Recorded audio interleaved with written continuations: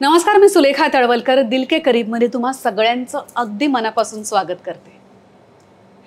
काही अभिनेते असे असतात जे इमेज कॉन्शियस असतात, पण काही असेही असतात जे इमेजचा अजिबात विचार न करता फक्त आणि फक्त भूमिकेचा विचार करतात. त्यापैकी एक नाव म्हणजे आपला लाडका विकास पाटील. चला तर मग विकासचं स्वागत करूया आपल्या दिल के करीबमध्ये. वेलकम टू दिल के करीब. Thank you so much. आता मी ना अलीकडे असं होतंय की स्वागत जेव्हा करते तुमचं तेव्हा मी म्हणते की अरे खूप वाट बघितली, आणि पण आत्ता खरंच आहे की आय थिंक मनीषाताई मी तुझ्याशी जवळपास वर्षभर बोलतोय आणि फायनली आजची तारीख आपली ठरली. ऍक्च्युली हो, आणि आय एम ऑल्सो हॅपी. सगळ्यात महत्त्वाचं थँक्स की तू माझं इंट्रोडक्शन इतकं छान केलंस. म्हणजे आपण खूप वेगवेगळे रोल्स करत असतो आणि एक्सपेरिमेंट करत असतो, ॲज अन ॲक्टर एक्सप्लोअर करत असतो गोष्टी, आणि हे करत असताना जेव्हा कुठेतरी आपली ओळख एक असा अभिनेता म्हणून केली जाते किंवा होते, हे ऐकूनच खूप छान वाटतं. So thank you so much for that. Thank you. बरं, तू दिल के करीब जर का बघितलं असशील तर तुला नक्कीच माहीत असेल की तुझं स्वागत भरपूर गिफ्ट्स देऊन करू. ओ वाव. म्हणजे इथे येण्याचा तो एक माझा एक्साइटमेंटचा पार्ट होता की यार गिफ्ट्स खूप मिळणार आहेत आपल्याला. म्हणजे माझी स्वाती बायको अशी होती की विकास काय काय देतात ना. म्हटलं हो, पण मी मुलगा हे लक्षात ठेवतो, मला जे मिळणार आहे त्यातलं तुला काहीच उपयोग असं नाही. नाही, पण आहे कारण होम डेकोरचे प्रोडक्ट सुद्धा असतात आपल्याकडे. बरंच काही काही छान छान असतं. सो स्वातीसाठी सुद्धा आहे. क्या बात आहे. Thank you so much. आपली एक मैत्रीण आहे निलिमा अमित नावाची, जी लाईफ कोच आहे, रेकी हिलर आहे, आणि तिने एक खूप छान पुस्तक लिहिलंय, एक आयुष्य अनेक प्रवास आनंदी जीवनाचं रहस्य. Wow, thank you so much. खूप छान. ऍक्च्युली मला आवडतं वाचायला, आणि मोस्टली मी अशा पद्धतीची पुस्तकं वाचायला जास्त प्रेफर करतो. म्हणजे बाकी पण वाचत असतो, कादंबऱ्या आणि हे, पण असं काही असेल वेलबिईंगच्या रिलेटेड किंवा आपल्या आयुष्य चांगलं जगण्याच्या रिलेटेड काही असेल तर मला ते जास्त इन्फ्लुएन्स करतं. सो थँक्यू सो मच, आणि हे मी नक्की वाचीन. नक्की वाच, खूप छान आहे. येस, एक आयुष्य अनेक प्रवास. वा. Nilima, thank you so much. Thank you so much Nilima. आपली पुण्याची एक मैत्रीण आहे डॉक्टर राजश्री सातभाई नावाची, आणि त्यांनी ना हेअर आणि स्किनचे असे खूप छान प्रॉडक्ट्स बनवले आहेत. दिस इज माय फेवरेट हेअर व्हायटलायझर. आणि हेअर ग्रोथसाठी आहे, मी स्वतः वापरते. आणि त्याच्यामध्ये आय थिंक अरोमा ऑइल्स वगैरे आहे, तर रात्री लावून असं झोपल्यावरती इतकी छान गाढ झोप लागते ना. क्या बात आहे. वाव. हर्बल शॅम्पू आहे,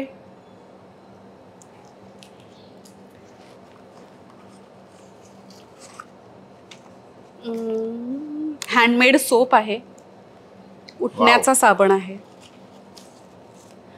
आणि ही त्यांची स्पेशालिटी आहे cream soap. Okay. Cream what? Cream soap. Soap. अच्छा. Thank you so much. हे प्रोडक्ट्स म्हणजे हेअरशी रिलेटेड किंवा म्हणजे ऍक्टरसाठी किती महत्वाचं वेगळं सांगायला नको. Thank you so much. आणि सगळ्यात महत्वाचं हे स्वाती पण वापरू शकते. Yes, thank you so much. आपले आणखीन एक मित्र आहेत प्रीतम थोरात नावाचे, ज्यांच्या ब्रँडचं नाव आहे कलर बग्स, आणि टेराकोटाच्या वस्तू बनवतात. हे हँड पेंटेड आहे. किती सुंदर आहे. वाव. मला असं वाटतं हे सुद्धा स्वातीसाठी आहे. ऍक्च्युली होम डेकोर म्हणजे तिचंच डिपार्टमेंट आहे, आणि तिला खरंच आवडेल. खूप छान. आणि हा रंग मला स्पेशली खूप आवडला, आणि हे माझ्या घरात खूप सुंदर दिसेल. Thank you so much. आपले 3 फ्रेंड्स आहेत, संतोष, मधुरा आणि पल्लवी, आणि त्यांच्या ब्रँडचं नाव आहे एन्थू फॉर आर्ट. आणि असे छान आर्टिफॅक्ट्स ते बनवतात. आपल्याला जर का एखादी स्पेसिफिक वस्तू हवी असेल तर ते सुद्धा बनवून देतात.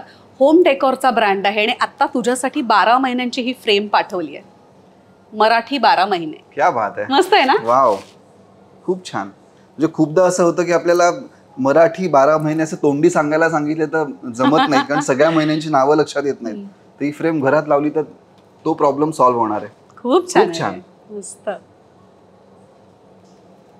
आणि खरंच हटके आहे. Thank you so much. आपले मित्र अद्वैत बापट, ज्यांच्या ब्रँडचं नाव आहे सहज हवन एंटरप्राइज. ओ जे समोर बसलेत. बर काय जे कॅमेरा हँडल करताय. बर सो त्यांनी तुझ्यासाठी ऑर्गॅनिक गुळापासून बनवलेला खरवस पाठवलाय. Thank you so much. खरवस म्हणजे खरंच माझा फेवरेट आहे आणि हे गुळापासून बनवलंय त्यामुळे हो ना. आपण बिनधास्त खाऊ शकतो. Thank you so much. सहज हवन एंटरप्राइज हे नाव पण किती सुंदर हो आहे. ना. वाव. अमित आणि कविता सुरसे यांचा कनिरा पैठणी हा ब्रँड आहे आणि तुझ्यासाठी मस्तपैकी पैठणीचं जॅकेट पाठवलंय. वाव मस्त आहे ना. किती सुंदर. हे बघितल्याच मला असं झालं यार कधी याला घालायला मिळेल असं माझा थॉट सुरू झालाय. आपल्याकडे ऑकेजन्स खूप असतात. हो. खूप इव्हेंट्स असतात आणि तुला छान दिसेल हे. Thank you so much. आणि हा रंग खरंच माझा फेवरेट आहे. Thank you so much. कनिरा राईट. येस. थँक्यू. येवल्याला त्यांचे हातमाग आहेत हा अच्छा पैठणीचे. ग्रेट. आपले आणखीन एक मित्र आहेत निशांत आवळे नावाचे ज्यांच्या ब्रँडचं नाव आहे चेरी पिक आणि तुझ्यासाठी एक ट्रॅव्हल बॅग पाठवली आहे. क्या बात आहे. Thank you so much. आणि तुझ्या नावाचा टॅग सुद्धा बनवून पाठवलाय त्यांनी. बर. वाव. हे खरंच कूल आहे. खरं सांगू का मी ट्रॅव्हल बॅग म्हणजे माझ्याकडे खूप मोठी आहे खूप लहान आहे. या साईजची ट्रॅव्हल बॅग मला हवी होती आणि परवाच आमचं डिस्कशन चालू होतं. केबिन बॅग आहे. Yes cabin bag. आणि म्हणजे गरजेची गोष्ट आहे आणि ही खरंच माझ्याकडनं खूप वापरली जाणार आहे. Thank you so much. थँक्यू. हे परफेक्ट गिफ्ट आहे. परफेक्ट आहे खरंच. थँक्यू. आणि हा रंग पण छान आहे. ओके सो गप्पांना सुरुवात करूया आपण. त्याआधी तुला सांगायला आवडेल की आपण आत्ता जिथे बसलोय ते आहे अरोमाज कॅफे इनऑर्बिट मॉल मालाडमध्ये. अतिशय सुंदर कॅफे आहे आणि याची स्पेशालिटी म्हणजे आपण जी पितोय ती कॉफी. कमाल आहे. ब्लॅक कॉफी खरंच खूप छान आहे. बरं आपले एक मित्र आहेत सत्यजित कोतवाल जे आत्ता इनऑर्बिट मॉल म्हणजे त्यांच्या अंडर आहे ते इथे सर्व आहेत आणि त्यांनी हे लोकेशन आपल्याला अवेलेबल करून दिलंय. So Satyajit thank you so much. Thank you. चला तर मग आता गप्पांना सुरुवात करूया. तुला लहानपणापासून अभिनयाची आवड होती? येस. म्हणजे कोणी जर मला विचारलं आता की तू जर अभिनयात नसतास तर तू काय केलं असतंस तर मला खरंच प्रश्नचिन्ह पडतं की खरंच मी काय करू शकलो असतो. म्हणजे माझी आई आता स्वाती बाबा हेच म्हणतात की तू खरंच हे केलंस म्हणून बरं झालं नाही तर बाकी तू काहीच करू शकला नसतास. म्हणजे मी अभ्यासात होतो हुशार पण लहानपणापासून म्हणजे राईट फ्रॉम स्कूल डेज शाळेत सुद्धा वक्तृत्व स्पर्धा असेल शाळेतली नाटकं असतील किंवा स्पर्धा असतील तर माझं नाव पहिलं असायचं. म्हणजे मला गृहीत धरलेलं असायचं शाळेतल्या बाईंनी आणि की विकास आहेच आहे. आणि तो त्यामुळे लहानपणापासून स्टेजवर असण्याची किंवा कॅमेरा समोर असण्याची एक आवडच होती. आणि मग ती सुरुवातीला आपण एक काय म्हणू एक छंद म्हणून किंवा आवड म्हणून करत असतो पण हळूहळू मग ती आवड ट्रान्सफर झाली. काय म्हणूया आपण याच्यातनं प्रोफेशन करू शकतो का किंवा काय होईल जर आपण हे प्रोफेशन म्हणून निवडलं. मग ती प्रोसेस सुरू झाली. पण तू म्हणलीस तसं हेच आहे की मला लहानपणापासून परफॉर्म करायला आवडतं. मग ते भाषण करायचं असेल शाळेमध्ये किंवा नाटकात काम करायचं असेल तर माझा हा पहिला वर असायचा. आणि आता कुठेतरी वाटते की ते म्हणतात ना की बाळाचे पाय पाळण्यात दिसतात तसं ते अगदी होतं की असं ऍक्सिडेंटली मी ऍक्टर नाही झालोय मला ऍक्टरच व्हायचं होतं. वा वा. लहानपण कुठे गेलं तुझं? पुण्यात ना? येस पुण्यामध्ये चिंचवडला मी लहानाचा मोठा झालो. माझं शालेय शिक्षण पूर्ण 10वी-12वी पर्यंत चिंचवडमध्ये झालं. कुठली शाळा? माटे शाळा म्हणून MSS हायस्कूल जे आता चिंचवडमध्येच आहे ती माझी शाळा होती. नंतर मग मी कॉलेजला फर्ग्युसनला होतो. मी डिग्री माझी फर्ग्युसनला केली आणि तिथे गेल्यानंतर मग एकांकिका स्पर्धा पुरुषोत्तम करंडक आणि या सगळ्या गोष्टी ज्याला मी म्हटलं ना की एक सिरियसली आपण अभिनयाकडे आपण एक प्रोफेशन म्हणून बघू शकतो का हा विचार तेव्हा माझ्या मनात डोकावला. कारण मी होतो सायन्सला पण माझं सगळं लक्ष आर्ट्स फॅकल्टीमध्येच होतं. म्हणजे मी कसा बसा आपला एटीकेटी करत ग्रॅज्युएशन कम्प्लीट केलं. त्याचं कारण हेच होतं की मला नाटक करायचं होतं. म्हणजे असं फक्त असं नाही की मला ऍक्टरच व्हायचंय पण त्या प्रोसेसमध्ये भाग घेणं मग ते बॅकस्टेज असेल कॉस्ट्युम असेल म्युझिक असेल डिरेक्शन असेल त्या पूर्ण प्रोसेसमध्ये मी 3 वर्ष तशीच घालवली. सो तो एक टर्निंग पॉइंट होता माझ्या आयुष्यातला. कॉलेज म्हणजे फर्ग्युसन कॉलेजमध्ये जे काही मी गोष्टी केल्या आणि तिथे असं वाटलं की हे आपल्याला आवडतंय म्हणजे हे आपण आयुष्यभर करू शकतो आणि आपण हॅपी राहू शकतो हे करत असताना. सो तिथून मग खरी सिरियसली विचार करायची सुरुवात झाली की आपण ऍक्टिंगला आपण एक प्रोफेशन म्हणून निवडू शकतो. आईबाबांचं काय म्हणणं होतं यावर? आई वडिलांची रिॲक्शन म्हणजे जी एक टिपिकल मध्यमवर्गीय आई बाबांची असते, ज्यांचं घरात कोणीच याआधी ऍक्टिंग केलेली नसते किंवा या फील्डशी फार असा संबंध आलेला नसतो, तशीच ती रिॲक्शन होती. पण आता मी विचार केला तर ती तेवढी हार्श पण नव्हती.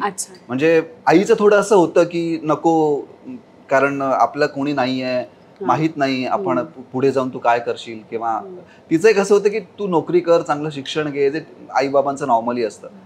पण बाबांचा सपोर्ट होता, म्हणजे त्यांनी फार विरोध नाही केला. मग त्यांनी चौकशी करायला सुरुवात केली, म्हणजे तुला नक्की काय करायचं, ऍक्टिंग करायची म्हणजे नक्की काय करायचंय, कशा पद्धतीने तू विचार करतोयस, कसं तुला पुढे जाऊन कामं मिळणार आहेत.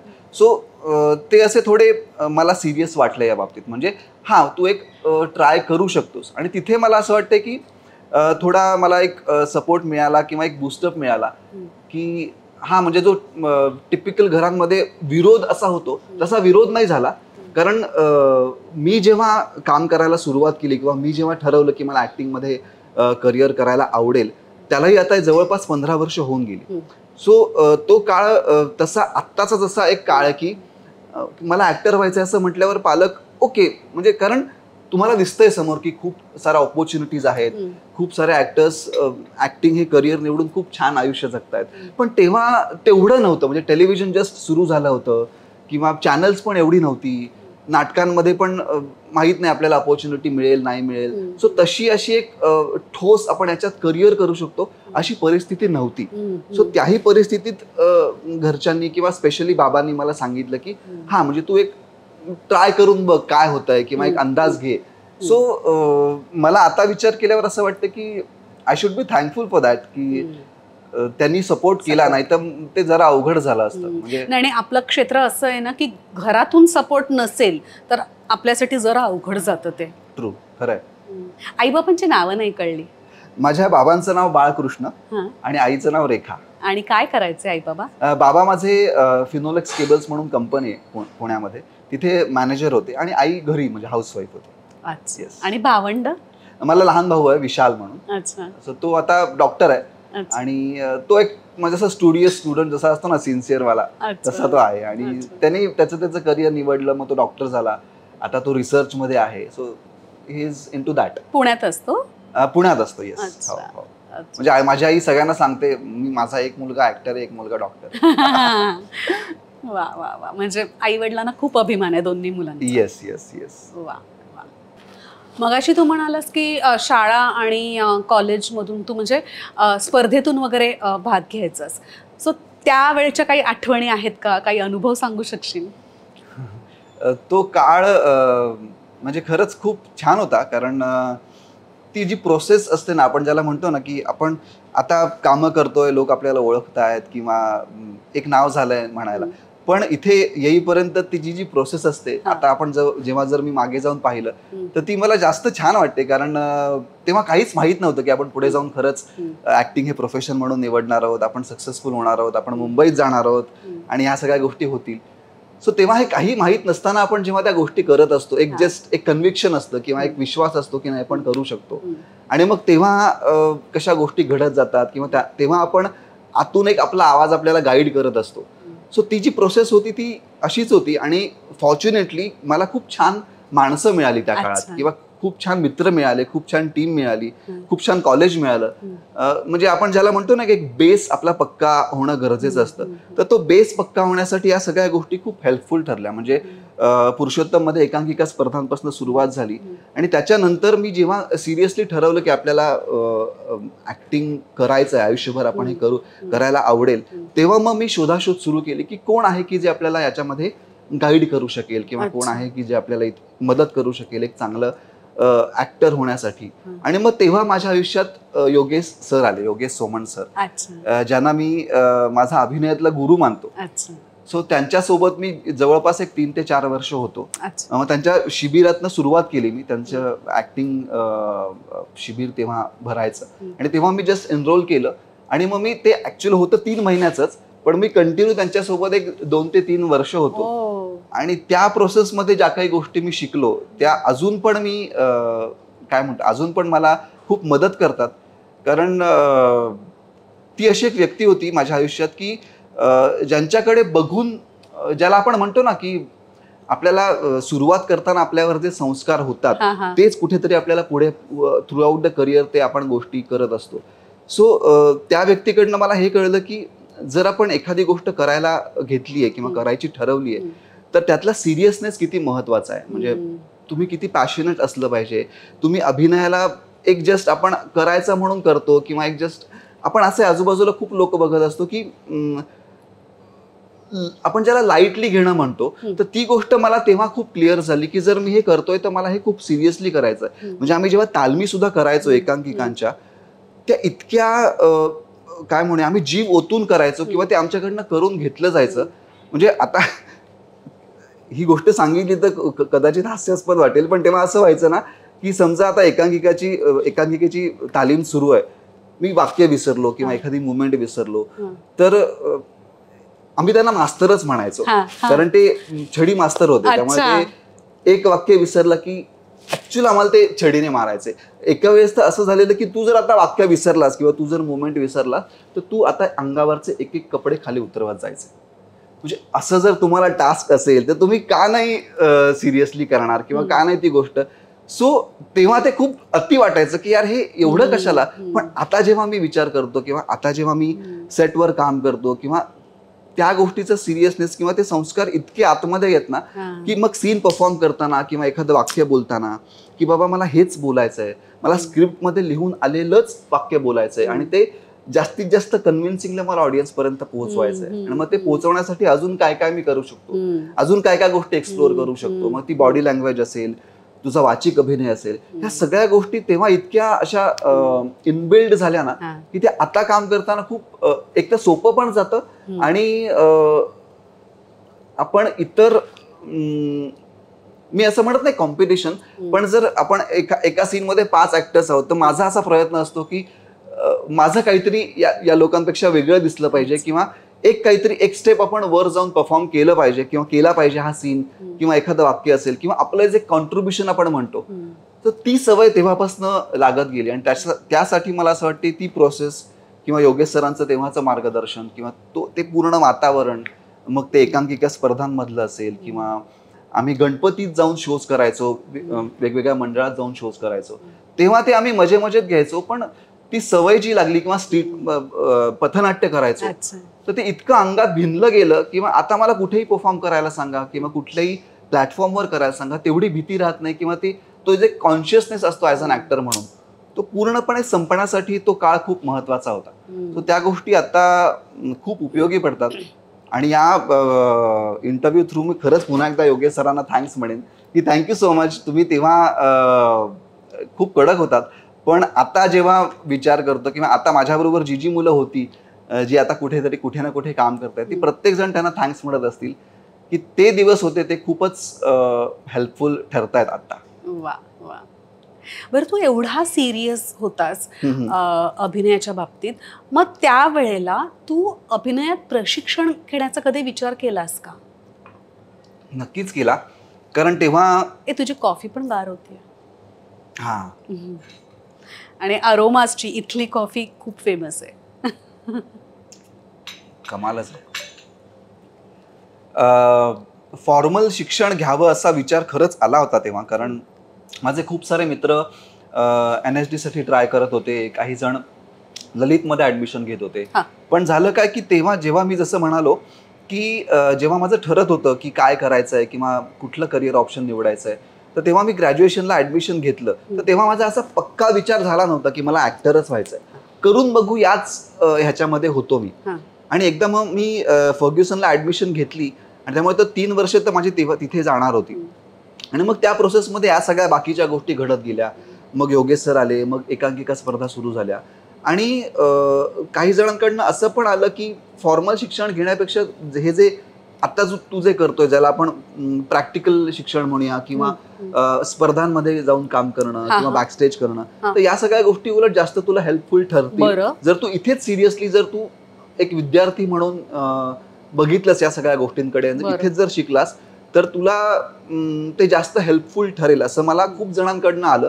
आणि तेव्हा मग मी पण असा विचार केला की कुठेतरी जाऊन फॉर्मल शिक्षण घेण्यापेक्षा हा. आपण इथेच राहून विद्यार्थी झालो किंवा आजूबाजूच्या गोष्टी ऑब्झर्व केल्या तर आपण हेल्पफुल ठरेल. ऑफकोर्स मला वाटत होतं की गेलं पाहिजे किंवा ऍडमिशन घेतली पाहिजे आणि ती 2-3 वर्ष पूर्ण फक्त नाटक आणि पूर्ण अभिनय याच्यामध्ये स्वतःला हे करून घेणं, पण समहाव ते नाही झालं.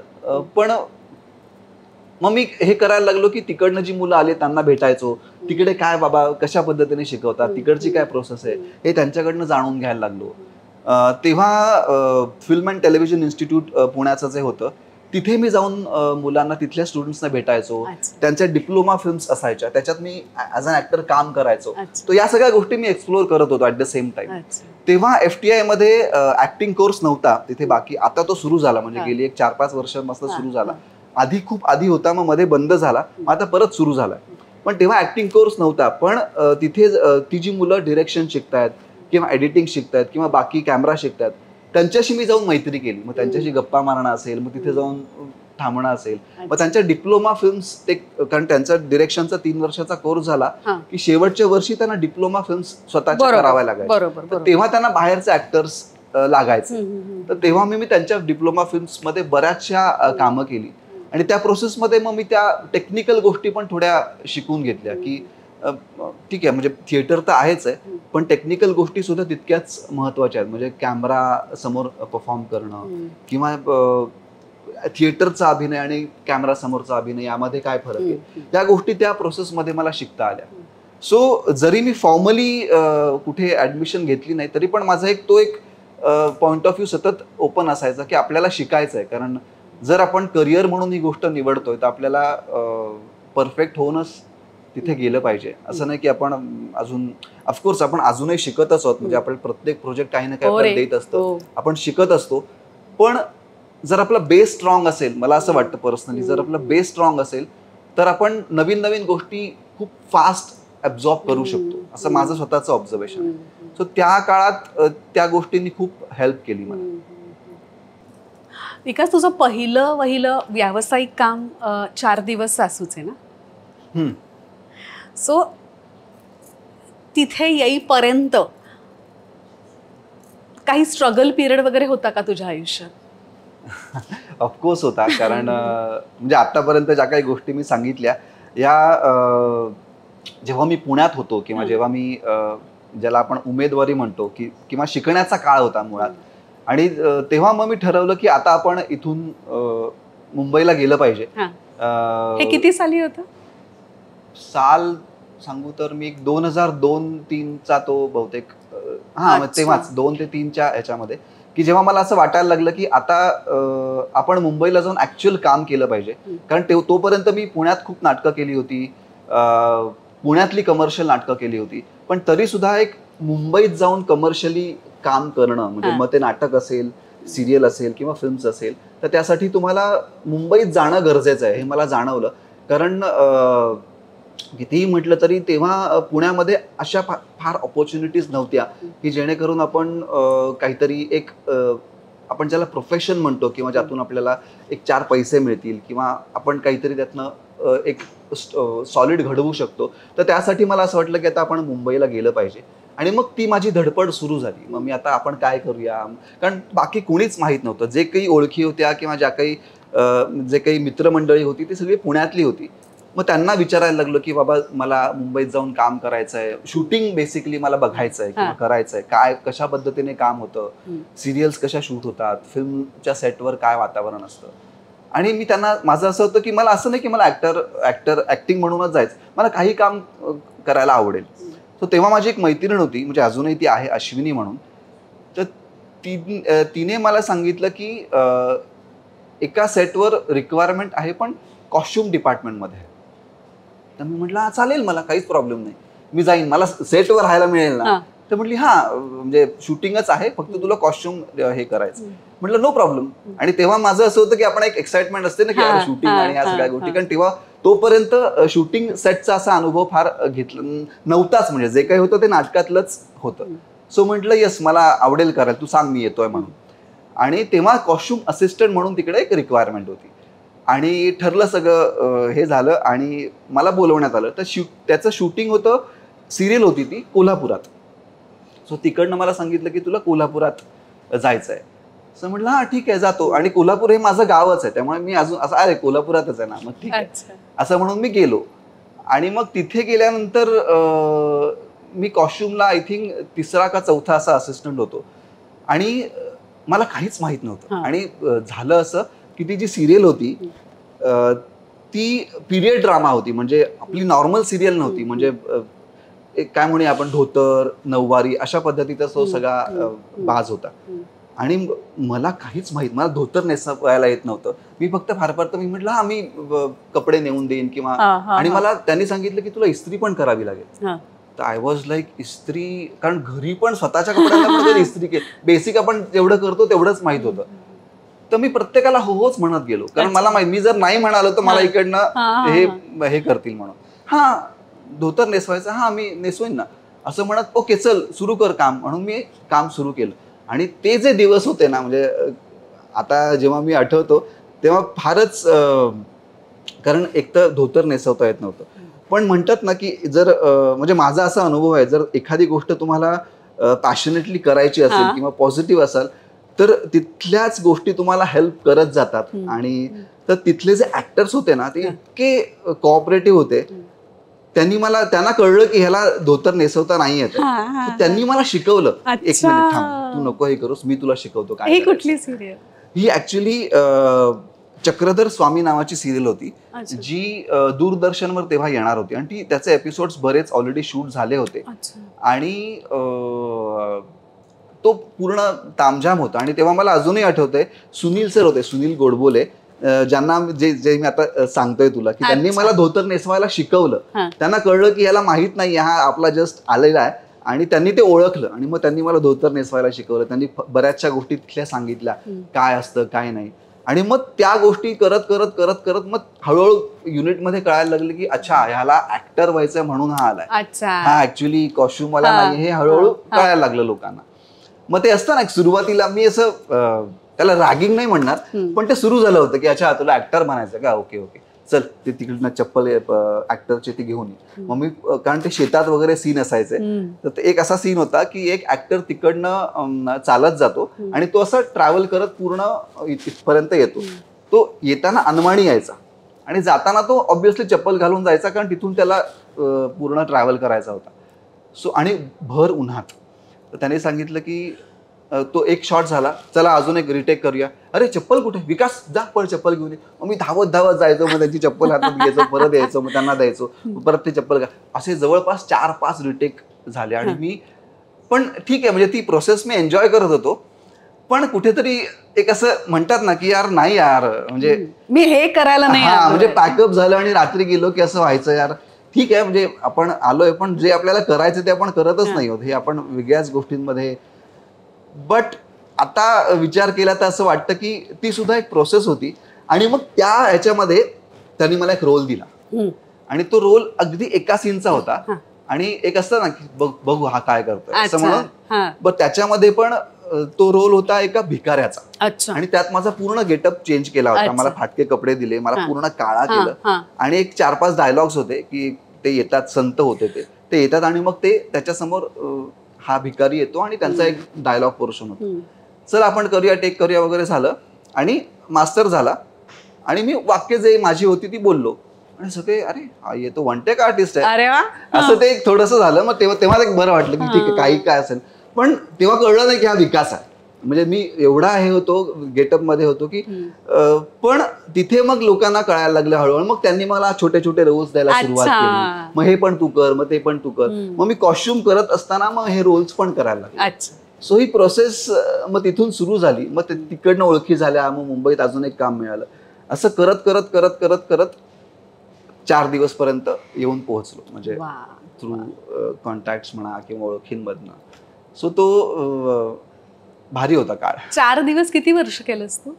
4 दिवस मी ऍक्च्युअली ती सिरियल 12 वर्ष चालली, पण त्यांनी जेव्हा लीप घेतली आणि त्याच्यानंतर पुढची पिढी जेव्हा आली तेव्हा मग मी कविताताईचा मुलगा म्हणून इंट्रोड्यूस झालो. म्हणजे शुभम देशमुख त्या कॅरेक्टरचं नाव होतं.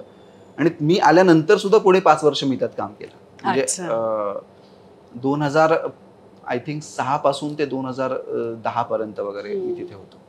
कारण मी जेव्हा आले 4 दिवसला तेव्हा तू नव्हतास. हा, आय थिंक मी मग तू गेल्यानंतर माझी एंट्री झाली असेल. नाही, मी शेवटचं 1.5 वर्ष केलं. कविताला रिप्लेस केलं होतं मी 4 दिवस. म्हणजे म्हणजे तसं बघायला गेलं तर तू मुलगा होतास. Right right right right. तेव्हा मी एक्झिट केली होती. म्हणजे तेव्हा मी काही कारणांमुळे, काही मिसकम्युनिकेशन आणि याच्यामुळे मी हे केलं होतं. म्हणजे मी तिकडनं बाहेर पडलो होतो. आय थिंक माझ्या जागी हा आला होता, योगेश होता, योगेश सोहनी. हा, करेक्ट. विकास, त्यानंतर म्हणजे आमच्यासाठी तुझा एक मोठा माइलस्टोन म्हणजे हमीदाबाईची कोठी. त्यावेळेचे काही अनुभव सांगू शकशील का? हो, हमीदाबाईची कोठी वॉज लाईक, काय म्हणूया आपण, एक स्वप्नपूर्ती आपण ज्याला म्हणतो तसा तो अनुभव होता. कारण मी आता तुला जे सांगितलं की पुण्यात मी नाटक करायचो आणि मुंबईत आलो तेव्हा पण सुरुवात जी झाली ती टेलिव्हिजन पासून झाली. कारण कम्पॅरेटिव्हली तेव्हा टेलिव्हिजनमध्ये मला पटकन कामं मिळाली. पण हे करत असताना 4 दिवस चालू होती, एका बाजूला माझी अजून एक कुलवधू नावाची झीवर सिरियल चालू होती. तेव्हाच मी एक हिंदी सिरियल पण करत होतो, सब टीव्हीची, मिसेस तेंडुलकर नावाची. असे 3-4 प्रोजेक्ट्स मध्ये चालू होते. पण कुठेतरी नाटकाचं जे प्रेम आहे ना, ते असं मला शांत बसू देत नव्हतं. मला नाटक करायचंय, मला मुंबईतलं नाटक करायचंय. पुण्यात आपण केलंय, पण मला एक कमर्शियल नाटक करायचंय ज्याचे मुंबईत प्रयोग होतील आणि आपलं एक तिथे नाव लागेल. सो त्या प्रतीक्षेमध्ये त्यासाठी माझं एक हे चालू होतं की आतून मला करायचंय. आणि एके दिवशी सेटवरच होतो मी, आय थिंक, मला सुनील दादाचा फोन आला, सुनील बर्वे. विकास, काय चालू आहे सध्या? ते म्हटलं काय नाही, असं चालू आहे, म्हणजे फुल बिझीच आहे, रोजच शूटिंग चालू आहे, कारण 3 सिरियल आणि अजून एक असं काय काय चालू होतं. तर म्हटलं काय आहे? तर तो म्हणाला नाटक आहे. म्हटलं कुठलं? हमीदाबाईची कोठी आणि चंदू सर डिरेक्ट करतायत. माझं असं झालं, चंदू सर करतायत. एकतर तेव्हा ऑलरेडी सुनील दादाची 2 नाटकं, ती 25 प्रयोगांची जी सुबकची नाटकं होती ती येऊन गेली होती, ती सुपरहिट होती. आणि चंदू सर करतायत हमीदाबाईच्या कोठीसारखं नाटक. तर मी क्षणाचाही विलंब न करता, हो मी करतो ना. अरे पण तुला तालमी वगैरे नाही, बघू ना आपण, मी करतो, असं ते मी सांगितलं. मी फोन ठेवला आणि मी बसलो खुर्चीत. म्हटलं विकास, तू म्हणालायस की तू करणार आहेस, कसं पॉसिबल आहे? कारण मी जवळपास 28 दिवस शूट करत होतो, 30 दिवसातले.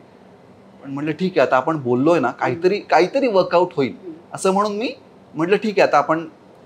मग मी घरी गेलो, मग स्वातीशी बोललो, मग माझा एक हे चालू झाला. आणि मी सगळ्या गोष्टी जेव्हा फिगर आउट केल्या तेव्हा माझ्या लक्षात आलं की हे नाही जमू शकणार आहे आपल्याला. कारण एवढे दिवस शूटिंग ऑलरेडी मी, म्हणजे तुला एक्झॅजरेशन वाटेल, मी एका दिवशी 3-3 शूटिंग पण करायचो. असे पण हे होते की सकाळी, आणि मिसेस तेंडुलकरची सिरियल होती, त्याचं शूट माझं नायगावला असायचं. त्याच्यानंतर मग मी मडला जाऊन एक शूट करायचो. 4 दिवस मग इकडे जयपानला वगैरे असायचं. असं माझं सगळं ते चालू होतं. त्यात नाटकाच्या तालमी, नाटकाचे प्रयोग, हे कसं होणार आहे?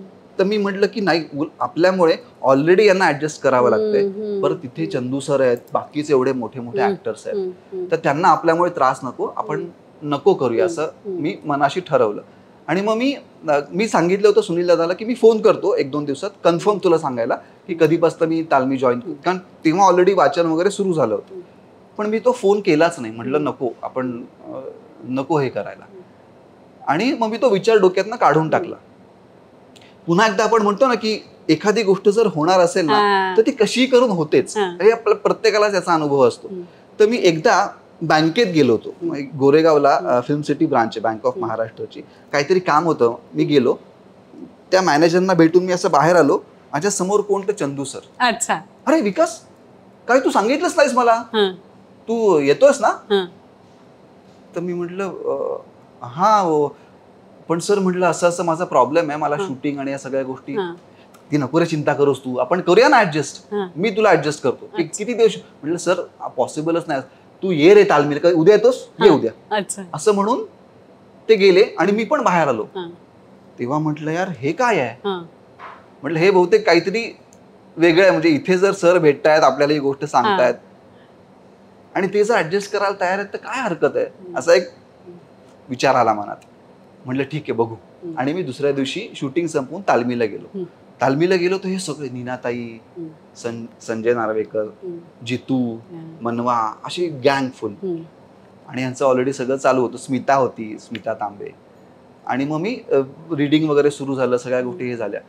पण मला इथे खरंच सांगायला आवडेल की तालमींचे जे काही जवळपास आम्ही 1.5 ते 2 महिने तालमी केल्या आणि त्या सगळ्या इतक्या मोठ्या ऍक्टर्समध्ये सर्वात जास्त ऍडजस्ट मला करावा लागायचं, जो सर्वात जास्त नवीन आहे. आणि त्यासाठी मी सगळ्यांना थँक्स म्हणेन. कुणीच असं केलं नाही की नाही आज जरा विकासला जायचंय, आपण त्याचा सीन पहिला बसवून घेऊ किंवा त्याचा सीन. तर तेव्हा कुणीच, मग नीनाताई असतील, जितू असेल, संजय दादा असेल, कोणीच असं केलं नाही यार काय यार आम्ही सकाळपासून येऊन बसलो आणि हा आता आला आणि जायचंय. तर त्यांनी प्रत्येकाने ऍडजस्ट केलं. आणि चंदू सरांनी स्पेशली खूप मला तेव्हा हेल्प केली. कारण मी त्यांना तेच सांगितलं, सर मला नाटक करायचं पण असे असे माझे प्रॉब्लेम्स आहेत. तर ते म्हणाले तू हे करू नकोस, फक्त तू प्रयोगाला येशील ना वेळेत. म्हटलं ते मी करतो, कारण तोपर्यंत मी इकडे बोलून ठेवलं होतं की मी नाटक करतोय म्हणून. आणि तालमी सुरू झाल्या, नाटक बसायला लागलं. आणि तेव्हा मीनवाईल झालं असं की ही जी मी हिंदी सिरियल करत होतो ना सब टीव्हीची, तिथून असं आलं की कारण तिथे मला तारखा जास्त लागायला लागल्या. मग तिकडचा ट्रॅक पण वाढला की विकास नाही होते तू एवढं तुझ्या ऍडजस्टमेंट्स आणि हे, कारण ऑलरेडी खूप ऍक्टर्स आहेत तर तू त्याच्यामध्ये. तर मी एके दिवशी असा निर्णय घेतला की आपण एक काहीतरी आता थांबूया. म्हणजे ह्या 4-5 सिरियल्स पैकी एक आपण आपल्याला सोडावंच लागेल, नाही तर होणार नाही. आणि मग मी ठरवलं की आपण मिसेस तेंडुलकर पासून हे होऊ. कारण ते एकच असं होतं की थोडंसं अवघड पण होत होतं जाणं येणं मला. भले ती हिंदी सिरियल होती पण ते प्रोडक्शन कोणाचं होतं? Hats off production. पण हॅट्स ऑफ खरंच हॅट्स ऑफ आहेत, ते उत्तम ऍडजस्ट करतात. म्हणजे तू विचार कर की तेही ऍडजस्ट करू शकले नाहीत. म्हणजे तेव्हा मी काय काय करत होतो. आणि मग तेव्हा मी त्यांना शांतपणे सांगितलं की सर असा असा जेडीबीडी नाटकवाली मंडळी सगळी ती थिएटर. आणि पण तेच आहे ना की त्यांना जेव्हा मी सांगितलं की नाटकासाठी अशा अशा गोष्टी होतात, ऑफकोर्स त्यांनी सुरुवातीला हे केलं की अरे करते ना ऍडजस्ट करते क्या होता है, लेकिन मीच त्यांना सांगितलं की सर नाही होगा मुझसे, कारण मला ते फिजिकली पण खूप ट्रेनिंग व्हायला लागलं होतं. आणि मग त्यांनी मला चांगल्या नोटवर तिथे हे केलं की ठीक आहे आपण थांबूया म्हणून. आणि मग फायनली मी थोडासा रिलॅक्स झालो की आता मला व्यवस्थित प्रयोग आणि ह्या गोष्टी ऍडजस्ट होतात. बाकीच्या सिरियल्स वाल्यांनी पण 4 दिवसचे पेडणेकर असतील, नरेश सर. अरे पेडणेकर म्हणजे कमाल माणूस आहे. म्हणजे कुठलीही तारीख ऍडजस्टमेंटची आपण त्यांना सांगितलं दिलीप पेडणेकर, तर ते आधी हो म्हणायचे मग ऍडजस्ट करायचं. हो होईल होईल, हो हो होईल होईल. आणि मला कधी कधी असं वाटायचं की दादा तुम्ही कसं करणार आहात ऍडजस्ट, तू नको काळजी करू मी करतो, तू घे काम. म्हणजे खरंच थँकफुल आहे मी सगळ्यांनाच, कारण खूपच नवीन होतो तेव्हा मी. एका नवीन ऍक्टरसाठी एवढे ऍडजस्टमेंट करणं, तिथे सुद्धा 4 दिवसच्या सेटवर असं खूपदा व्हायचं की रोहिणीताई थांबू नयेत, कविताताई थांबू नये, की हा येत नाहीये, मग मी उशिरा पोचायचो. पण टचवूड कुणीही मला असं कुठलं काय म्हणूया जाणवू दिलं नाही की माझ्यामुळे थांबायला लागतंय. मी तेव्हा जाऊन आधी रोहिणीताई सॉरी किंवा कविताताई सॉरी माझ्यामुळे थांबावं लागतंय. पण सगळ्यांना हे माहित होतं की हा कुठे टाइमपास करत नाहीये, याच्या नाटकाचे प्रयोग चालू आहेत, ऑलरेडी 1-2 प्रोजेक्ट चालू आहेत. 4 दिवसचे दोन्ही प्रोड्युसर सुद्धा कमाल आहेत. हो कमाल. म्हणजे मला त्यांचं प्रोडक्शन हाऊस नरेश बोर्डे आणि खलील हेरेकर, म्हणजे 4 दिवस सासूचे 12-13 वर्ष चालली, तर ह्याचं क्रेडिट या दोघांना जातं. कारण शेवटच्या दिवसापर्यंत प्रोड्युसर स्वतः रोज सेटवर असायचे. इवन खलील सर तर असायचेच. पण त्या लोकांनी ज्या पद्धतीने ऍडजस्ट केलं ना मला, म्हणून मी ते नाटक करू शकलो आणि म्हणून या सगळ्या गोष्टी घडू शकल्या. सो मला पुन्हा एकदा तिथेच येतो मी, जर एखादी गोष्ट तुला मनापासून करायची आहे ना, तर आजूबाजूच्या गोष्टी आणि तुझा जर हेतू प्रामाणिक आहे, प्रामाणिकपणे कष्ट करतोस ना, तर सगळे तुला ऍडजस्ट करतात, सगळे तुला हेल्प करतात. आणि तो अनुभव मला तेव्हा म्हणजे प्रकर्षानं जाणवलं मला की जर एखादी चांगली गोष्ट आपण करतोय तर जे ऐकलं होतं की मोठे ऍक्टर्स मग त्यांचे टँट्रम्स आणि मग त्यांच्या ऍडजस्टमेंट्स, असा मला कुठेच अनुभव आला नाही. सगळ्यांनीच खूप छान मला सांभाळून घेतलं त्यावेळेस. वा वा मस्त. विकास, मी तुझी ओळख करून देताना असं सांगितलं की इमेज कॉन्शियस नाही आहे हा ॲक्टर, किंवा एखादी भूमिका घ्यायची म्हटल्यावरती ती सकारात्मक असो, नकारात्मक असो, पौराणिक असो, ह्याचा विचार न करता त्या भूमिकेबद्दल तू जास्त विचार करतोस. तर नेगेटिव्ह वगैरे भूमिका करताना तुला भीती वाटत नाही का रे? कारण खरं तर तुझी इमेज हिरोची आहे. मला असं वाटतंय कुठेतरी हेच कारण आहे की ही इमेज बनत चालली होती की हा हिरो आहे, किंवा हा एक काय म्हणूया ना, ओव्हर द पिरियड तुमच्यावर एक नाही म्हटलं तर एक छाप बसायला लागतो की हा अशाच पद्धतीचा रोल करू शकतो, किंवा हा एक गुड बॉय इमेज ज्याला आपण म्हणतो की एक चांगल्या आईचा चांगला मुलगा, चांगल्या बायकोचा एक चांगला नवरा, सगळ्यांना सांभाळून घेणारा. सो ते जवळपास मी एक 7-8 वर्ष त्या पद्धतीचेच रोल्स करत होतो. मग तेव्हा कुठेतरी एक असतं ना, आपला आतला जो ऍक्टर असतो तो असा आतून आपल्याला धडका देतो, विकास काय आहे, तू काय काय केलंयस नाटकात, किंवा काय काय तू कशा वेगवेगळे रोल केलेत, तर हे एवढंच करायचंय का, अजून काही वेगळं करायचं नाहीये का? आणि मग तेव्हा मला असं वाटायला लागलं की नाही, आपण काहीतरी वेगळं ट्राय आउट केलं पाहिजे. आणि फॉर्च्युनेटली मला माहित नाही ह्या गोष्टी कशा घडत गेल्या, पण कुठेतरी एक मी ही गोष्ट मानतो की एक डिवाइन सपोर्ट म्हणूया, किंवा एक म्हणतो ना की इच्छाशक्ती म्हणूया, जेव्हा जेव्हा माझ्या मनात असे विचार आले ना, तेव्हा तेव्हा आजूबाजूच्या गोष्टी तशा बदलत गेल्या. तशा पद्धतीचे रोल मग मला ऑफर व्हायला लागले की एक म्हणतो ना की युनिव्हर्स पण मग आपल्याला टेस्ट करतो की ठीक आहे, हा म्हणतोय असं, बघूया ना देऊन निगेटिव्ह कॅरेक्टर, बघूया करतोय का, बघूया ऍक्सेप्ट करतोय. आणि तेव्हा मग मला अशा पद्धतीचे काही रोल्स ऑफर झाले की ज्याच्यामध्ये माझं ग्रे शेड किंवा निगेटिव्ह आपण ज्याला म्हणतो तशी कॅरेक्टर्स ऑफर झाली. आणि मग मी तेव्हा म्हटलं की येस, आपण ही ऑपॉर्च्युनिटी कॅश केली पाहिजे आणि इथे आपल्याला काहीतरी वेगळं करायला मिळेल. कारण त्याच्या आधी म्हणजे जेव्हा 4 दिवस सुरू होती, ती सुरू असतानाच कुलवधू नावाची एक मालिका झी मराठीवर आली होती. सुबोध दादा होता, पूर्वा होती त्याच्यामध्ये. तर त्यात एक अशा पद्धतीचं कॅरेक्टर मी केलं होतं ज्याच्यामध्ये ग्रे शेड होती. राज नावाचं कॅरेक्टर जो थोडा काय म्हणूया नक्षलाईट बॅकग्राऊंडचा मुलगा असतो, जो तिकडनं आलेला असतो आणि जो यांच्या घरात एक पेइंग गेस्ट म्हणून राहतो. पण कोणालाच माहित नसतं की हा कोण आहे. हा नॉर्मल नोकरी करत असतो, पण त्याच्या काही ऍक्टिव्हिटीज अशा चालू असतात, जे करताना मी खूप एन्जॉय केलं होतं. म्हणजे एक असतं ना की आपण सगळ्यांना असं दाखवतोय की मी चांगला मुलगा आहे, पण बॅक ऑफ द माइंड कुठेतरी माझ्या एक वेगळ्या गोष्टी चालू आहेत. तिथे आपण ऍक्टर म्हणून काहीतरी एक वेगळं करायला मिळतं किंवा काहीतरी एक एक्सप्लोर करायला मिळतं. आणि मग ते अप्रिसिएशन पण तेव्हा मला मिळायला लागलं होतं. म्हणजे त्या कॅरेक्टरमुळे, म्हणजे तसा रोल कम्पॅरेटिव्हली छोटा होता तो, म्हणजे बाकी सगळे असल्यामुळे, पण तो इतका छान डेव्हलप झाला आणि इतकं छान अप्रिसिएशन मला मिळालं. किंवा जेव्हा माझे सीन्स मी बघायचो तेव्हा मला असं व्हायचं, यार भारी यार, म्हणजे हे मला करायचंय, किंवा हे मला लेयर्ड काम करायचंय, की चांगलाच पेक्षा हे जरा मला करायला पण मजा येते आणि आपण काहीतरी याच्यात एक्सप्लोर करू शकतोय. सो तो एक अनुभव गाठीशी होता की यार हे मला आवडतंय करायला. आणि मग असे कॅरेक्टर्स मी करायला सुरुवात केली. आणि मग मी 2-3 पद्धतीचे असे कॅरेक्टर्स केले. रिसेंटली मी एक शो केला होता कलर्स मराठीवर, बायको अशी हवी. तर ते कॅरेक्टर मला इथे स्पेशली मेन्शन करावं असं वाटतंय. खूप जणांनी तो शो पाहिलाही असेल. त्याच्यामध्ये कलर्स मराठीवर बायको, म्हणजे अगदा लॉकडाऊन लागायच्या आधीचा हा पिरियड आहे. म्हणजे मी जेव्हा बिग बॉस मध्ये गेलो ना, त्याच्या आदल्या दिवशीपर्यंत मी याचा शूटिंग करत होतो. ती एक वेगळी स्टोरी आहे, मी तुला ती नंतर सांगेन. तर तो शो होता ज्याच्यामध्ये फॉर्च्युनेटली नॉर्मली काय होतं ना की डेली सोप मध्ये फार असं वेगळं कॅरेक्टर हिरोला करायला मिळत नाही. म्हणजे तो करत असतो, पण हे जे कॅरेक्टर होतं तो त्याचं अपब्रिंगिंग किंवा त्याचं लहानपणापासून तो हे बघत आला होता. त्याच्या घरातलं वातावरण जे होतं की बायकांनी घरातच थांबायचं, त्यांनी काही काम करायचं नाही, त्यांना स्वतःची स्वप्न बघायचा अधिकार नाही, त्यांनी घराच्या बाहेर पाऊल ठेवायचं नाही, त्यांनी काय स्वयंपाक करायचा, नवऱ्याला खुश ठेवायचं, ह्याच्या टिपिकल बायका आधीच्या काळात करायच्या, तेवढंच. आणि तो ते बघत आला होता. आणि मग तो लग्न करून त्याची जी बायको येते त्याच्या सुद्धा तिच्याकडनं तशाच अपेक्षा असतात की तिने सुद्धा जे माझी आई करत आली किंवा जे माझी वहिनी करत आली तेच तिने करावं, अशी त्याची अपेक्षा आहे. आणि मग तो तिला त्या पद्धतीने हे करायला लागतो. पण ती करिअरिस्टिक आहे, ती अम्बिशियस आहे. ती जरी गावाकडची असली तरी तिला डॉक्टर व्हायचंय, तिला पुढे जाऊन शिक्षण करायचं आहे किंवा तिला लहान मुलांना शिकवायचं आहे. आणि मग त्या दोघांमधलं ते द्वंद्व होतं त्या ह्याच्यामध्ये. सो तिथे पण हा रोल प्ले करताना मला खूप मजा आली, कारण खूप लोकांच्या कमेंट्स अशा आला की किती नालायक आहे हा, की कसं, म्हणजे प्रोमोच असा होता की मी घरी येतो, असा बसतो, पाय ठेवतो, पाय चेपून दे माझे, असा प्रोमो होता. त्या प्रोमोलाच इतक्या निगेटिव्ह रिॲक्शन्स आल्या होत्या म्हणजे त्या कॅरेक्टर विषयी, जे मला खूप आवडायचं की यार हा म्हणजे हे आपण करू शकतो, एक असतं ना याच्या हेही मी करू शकतो, हेही मी करू शकतो.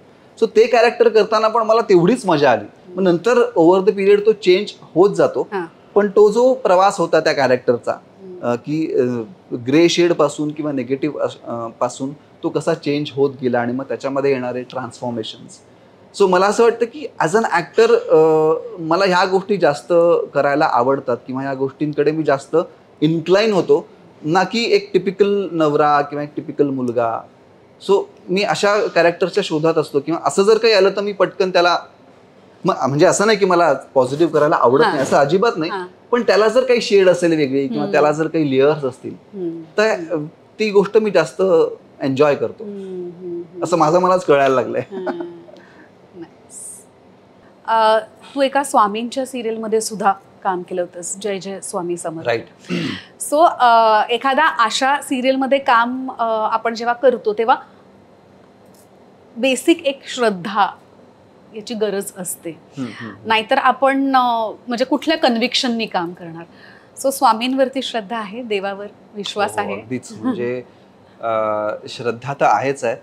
आणि जसं मी आतापर्यंत जो काही माझा प्रवास झालाय, मग तो करिअर वाईज असेल किंवा माझ्या फॅमिली लाईफ असेल, इमोशनली आपण जसे घडत जातो, तर या सगळ्या गोष्टींमध्ये कुठेतरी मला असं वाटतंय की पहिल्यापासून एक आपण ज्याला आध्यात्मिक बैठक म्हणूया किंवा एक बेस ज्याला म्हणतो, की एक बेसिक श्रद्धा असणं, मग ती स्वामींवर असेल, अजून कुठल्या देवतेवर असेल किंवा एनर्जीजवर असेल, तर ती पहिल्यापासून होती.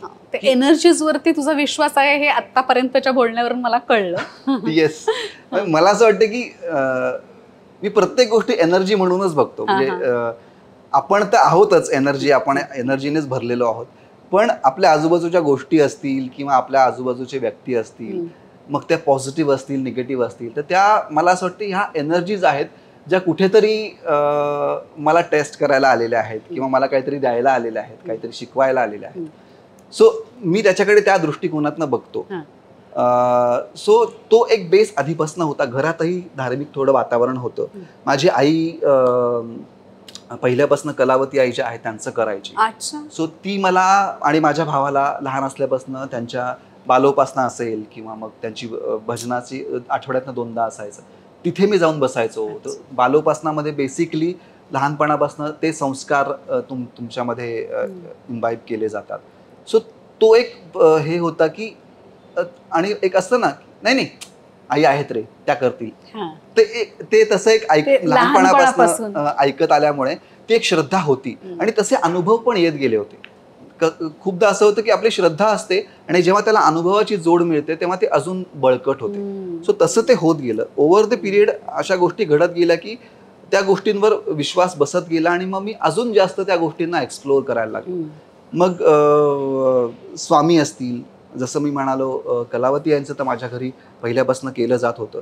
आणि स्वामी माझ्या आयुष्यात खूप आधी, म्हणजे मी जेव्हा पुण्यातली नाटकं करायचो तुला म्हटलं, तेव्हा स्वामी असं ॲक्सिडेंटली आले होते. म्हणजे तो एक किस्सा असा आहे की मी एक नाटक करत होतो, प्रेमाच्या गावा जावे, ज्याचे दिग्दर्शक आणि निर्माते होते अविनाश देशमुख, म्हणजे रुजुताचे बाबा. तर तेव्हा मी त्यांच्या नाटकात कामं करायचो. मग 2-3 त्यांची नाटकं मी केली होती. तर आमचा प्रयोग संपला आणि अक्कलकोटून काही माणसं आली होती आणि त्यांनी त्यांच्यासाठी, अविनाश सरांसाठी एक स्वामींची फ्रेम आणली होती. आणि मग ते मेकअप रूममध्ये गप्पा मारत बसले, त्यांचं सगळं झालं, गप्पा वगैरे झाल्या आणि मग मी आपलं तिथे गेलो, तर ते लोक निघून गेले. तर अविनाश सर म्हटले, विकास ही फ्रेम तू घरी घेऊन जा. अच्छा. तर मी स्वामींची अच्छा म्हटलं ओके. मग स्वामी माहीत होतं पण असं फार असं काही संबंध आला नव्हता, पण मी नाही रे घेऊन जातो असं म्हणून ते, तर म्हटलं ओके जातो घेऊन. आणि मग मी ती फ्रेम घेतली आणि मग घरी आलो, माईला दाखवली, मग ती माझ्या रूम मध्ये लावली. सो पण तेव्हा तेवढंच होतं ते की बाबा जाता येता पाया पडणं आणि एवढंच ते होतं. आणि आता स्वामींच्या सिरियलमध्ये ना एक माझा आणि स्वामींचा एक सीन होता. अच्छा. सो काही गोष्टी आपण म्हणतो ना की तुझा रोल काय होता त्यात? हा, तर माझा रोल होता स्वामींचा मानसपुत्र. अच्छा. म्हणजे हरिभाऊ तावडे नावाचे एक गृहस्थ होऊन गेले 1870 या काळामध्ये, जे मुंबईतच होते. ज्यांचा एक बिझनेस होता आणि त्यांची अशी गोष्ट आहे, थोडक्यात मी तुला सांगतो, की त्यांचा स्वामींवर किंवा ओव्हरऑल देवावर वगैरे फार विश्वास नसायचा. ते प्रॉपर एक बिझनेस म्हणजे ते नोकरी करायचे BMC मध्ये आणि प्लस त्यांनी एक साईड बाय साईड एक व्यवसाय सुरू केला होता, ते आणि त्यांचा मित्र. सो एका कुठल्या तरी इन्सिडेंटमध्ये त्यांना खूप नुकसान झालं. नुकसान झाल्यानंतर त्यांचा जो मित्र होता, त्याचं नाव पंडित, तो असं म्हणाला की मी अक्कलकोटच्या स्वामींविषयी खूप ऐकलंय, तर आपण त्यांना एकदा जाऊन भेटूया का, किंवा त्यांना नवस बोलूया का, की बाबा आम्ही या प्रॉब्लेममधनं जर बाहेर पडलो तर आम्ही दर्शनाला येऊ वगैरे. तर त्यांचं असं हे बाकी मला काही सांगू नकोस, माझा अजिबात विश्वास नाहीये, आता जो प्रॉब्लेम आलाय तो सॉल्व्ह करूया आधी, बाकी स्वामी बिमी असं म्हणून ते त्यांनी उडवून लावलं होतं. आणि हे ऍक्च्युअल घडलेल्या या सगळ्या गोष्टी. आणि मग त्याच्यानंतर ते म्हणतात की ठीक आहे, तू काही करू नकोस, मी करतो, फक्त मला एकदा माझं हे जर काम झालं. त्यांचा माल चोरीला गेलेला असतो बेसिकली. आणि हा नवस बोलल्यानंतर जेव्हा ते सकाळी उठतात तेव्हा तो माल आपोआप त्यांच्या दाराबाहेर आलेला होता. आणि त्यांनी जेव्हा ते घराबाहेर आले आणि त्यांनी बघितलं, अरे हा कसं काय माल आला. आणि मग त्यांना थोडं ते स्ट्राईक झालं तिथे, की यार हा पंडित काल बोलला की आपण स्वामींना नवस करू आणि हे असं झालं. ठीक आहे, असेल एक कोइन्सिडन्स असेल किंवा काय, ठीक आहे, आपण ह्याच्याबरोबर जाऊन तर येऊ, बघू तरी काय आहेत स्वामी म्हणून. आणि मग ते हरिभाऊ आणि पंडित असे अक्कलकोटात येतात. अक्कलकोटला आल्यानंतर ते जेव्हा स्वामींना भेटले तेव्हा त्यांना एक काहीतरी गोष्ट जाणवली की, आणि मग ते पूर्ण स्वामींचेच झाले. आणि ती प्रोसेस ऍक्च्युली खूप आहे, मोठी आहे. पण त्यानंतर ते अक्कलकोटातनं परत इकडे यायलाच मागेल. मग त्यांची बायको, आई, त्यांचा प्रॉपर परिवार, त्यांना एक मुलगी होती. सो त्यांचं असं झालं की तू कुठे गेलास काय, म्हणजे परत ये किंवा. आणि मग ते इथे येतात त्यांना बोलवायला. पण हरिभाऊ तेव्हा असं म्हणाले, आता मी इथून कुठेच जाणार नाही, मी आता स्वामींचा झालोय. अच्छा. आणि तेव्हा स्वामींनी सांगितलं होतं की हा माझा मुलगा आहे. आणि स्वामी सूत म्हणजे हरिभाऊ जेव्हा अक्कलकोटात आले त्याच्या आधीच स्वामींनी गावातल्या सगळ्या लोकांना सांगायला सुरुवात केली होती की माझा मुलगा येतोय. असं बखरीत प्रॉपर लिहिलेलं आहे. आणि मग यांची एंट्री, मग ते कॅरेक्टर मी प्ले केलं होतं.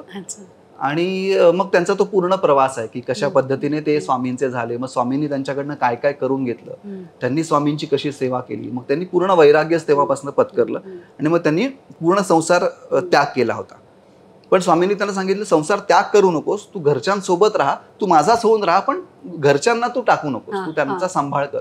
तर ते म्हणाले ठीक आहे, पण मी वैराग्य पत्करून त्यांच्यासोबत राहीन. आणि मग तो त्यांचा प्रवास सुरू झाला.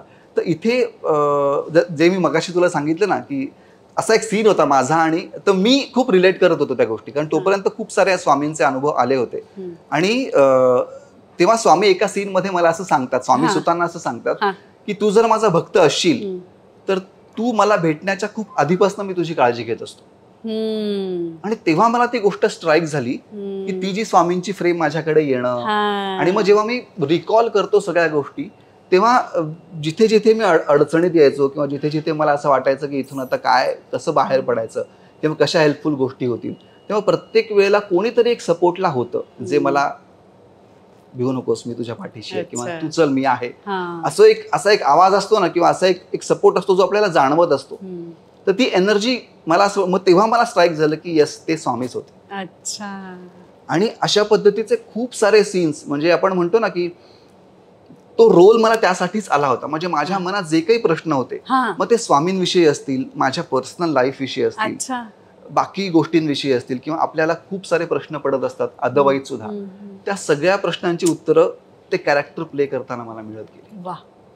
आणि मग कुठेतरी मला असं वाटलं की आपण म्हणतो की मी हे कॅरेक्टर प्ले करतोय, पण ते कॅरेक्टर ज्याला आपण जगणं म्हणतो, किंवा प्रत्येक कॅरेक्टर आपल्याला काहीतरी देऊन जात असतं, तसं या कॅरेक्टरनी त्या 2-3 महिन्याच्या प्रवासामध्ये खूप क्लॅरिटी दिली मला बेसिकली, आणि खूप हेल्पफुल पूर्ण तो प्रवास होता. कमाल कमाल. मला ऐकताना सांगार काटा आला रे. कमाल. सुपर. म्हणजे तुला हे कॅरेक्टर करायला मिळालं, तू किती लकी आहेस.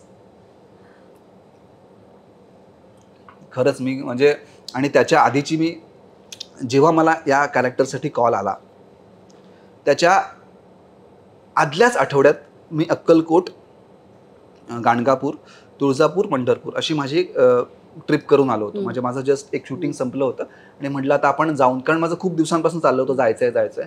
मग ते 3 आणि मी तिकडनं आलो आणि तिथे पण इतक्या चमत्कारिक गोष्टी घडल्या ना. मी अक्कलकोटात प्रवेश केला. तिथे जिथे आपण अन्नदान करतात किंवा जिथे स्वामींचा असा एक मोठा फोटो आहे, तर तिथे मी गेलो आणि तिथले असे त्यांना आधी मी एक आमचे ओळखीचे तिथे आहेत जे PRO आहेत, त्यांना फोन करून ठेवला होता की मी येतोय, जरा गर्दी असेल तर प्लीज दर्शन. तर ते म्हणाले मी आज नाहीये पण तू जा, तिथे कोणीतरी असेल.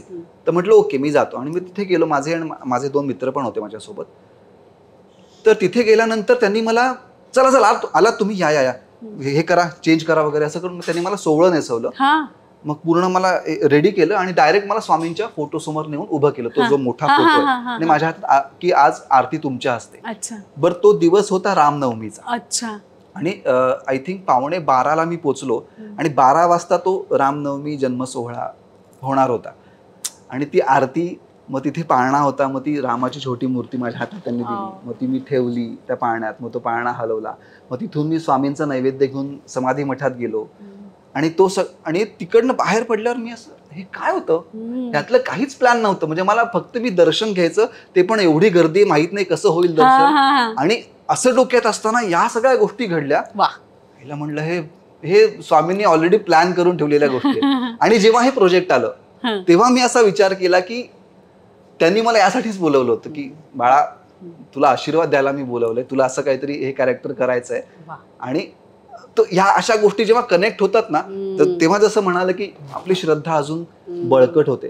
कारण स्वामींच्या सिरियलमध्ये काम करायचं हे माझं खूप आधीपासून की एक छोटासा तरी रोल का असेना मला करायचा आहे. आणि याच्या आधी मला एका कॅरेक्टरसाठी विचारलं पण होतं, पण तेव्हा पॉसिबल नव्हतं कारण मी ऑलरेडी खूप काही करत होतो.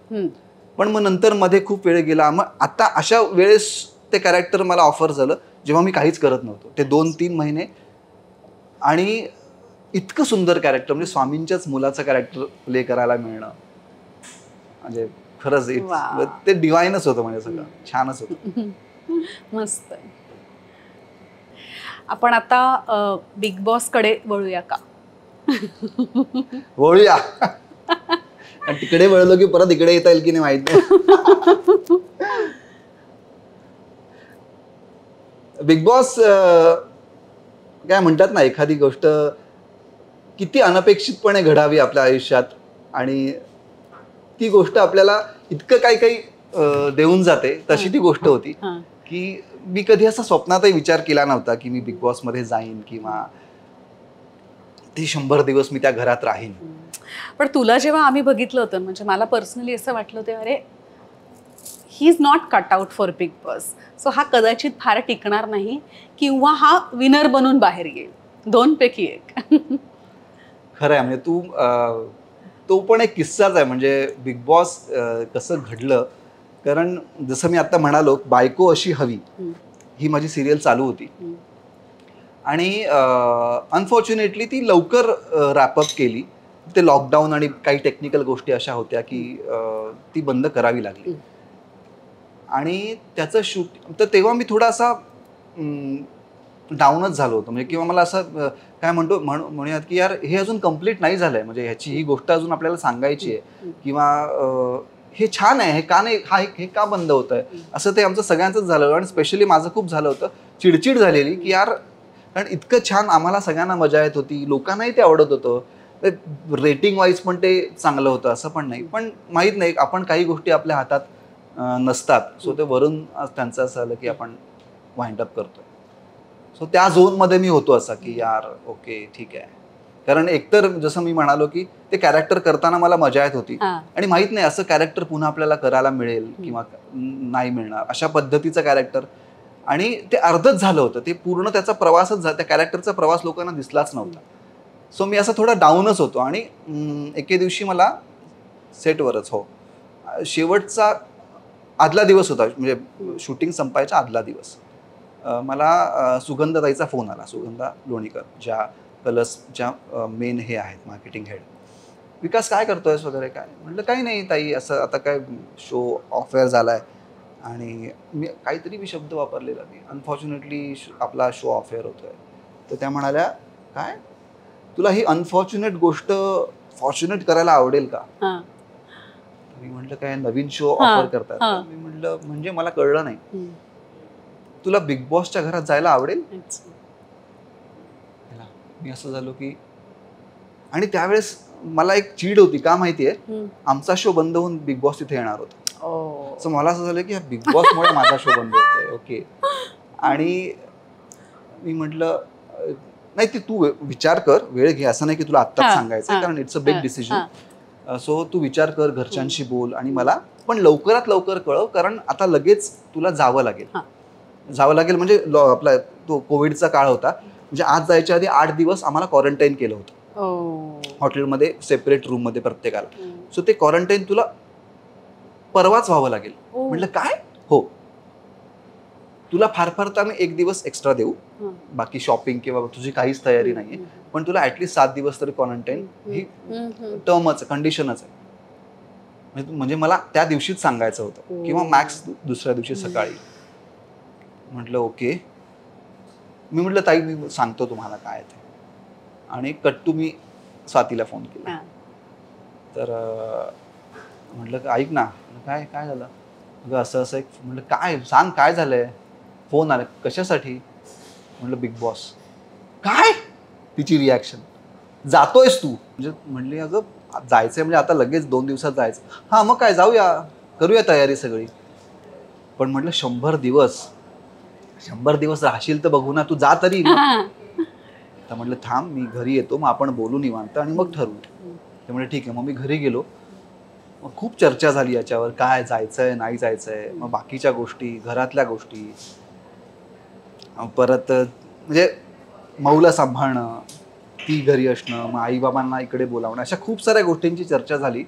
आणि मग फायनली मी पण असं म्हटलं की ठीक आहे, म्हणजे हे जर आपल्यापर्यंत आलंय तर याच्या मागे काहीतरी प्लॅन असणार आहे. So let's go for it. म्हणजे असं असतं ना की काही अशा गोष्टी अनसर्टन असतात की आपल्याला काहीच माहीत नसतं की आता आपण तिथे जाऊन काय करणार आहोत. मी बिग बॉस बघितलं होतं काही एपिसोड्स, म्हणजे स्वातीकरण लावून बसायची तेव्हा मी पण बसायचो. सो मला एक अंदाज होता की काय गेम आहे किंवा काय करायचं आहे आज जाऊन, ते होतं. पण बाकी कसलाच मला हे नव्हता, कारण बाकीचे जी मंडळी होती जी येणार होती त्यांचं जवळपास 1.5-2 महिने आधीच ठरलं होतं की आपण जातोय. त्यामुळं त्यांचं शॉपिंग असेल किंवा त्यांची तयारी असेल, मग ती मेंटल तयारी असेल किंवा बाकीच्या गोष्टी असतील, ते सगळं झालं होतं आणि मी अचानक जाणार होतो. आणि मग फायनली असं ठरलं की ओके आपण जाऊया म्हणून. आणि मग 2 दिवस मग मी जे काही शॉपिंग किंवा ज्या काही गोष्टी करायच्या ते केल्या. आणि मग मी क्वारंटाईन झालो. आणि मग त्या 8 दिवसात मी बाकी सगळ्या ज्या गोष्टी, कपड्याचं असेल किंवा मग सोशल मीडिया कोण हँडल, हे मी तिथे बसून फोनवरच केलं, कारण तिथे कोणाला भेटायला अलाव नव्हतं किंवा काहीच, कारण क्वारंटाईनच होतो. आणि फायनली मग मी तिथे दाखल झालो बिग बॉसच्या घरात.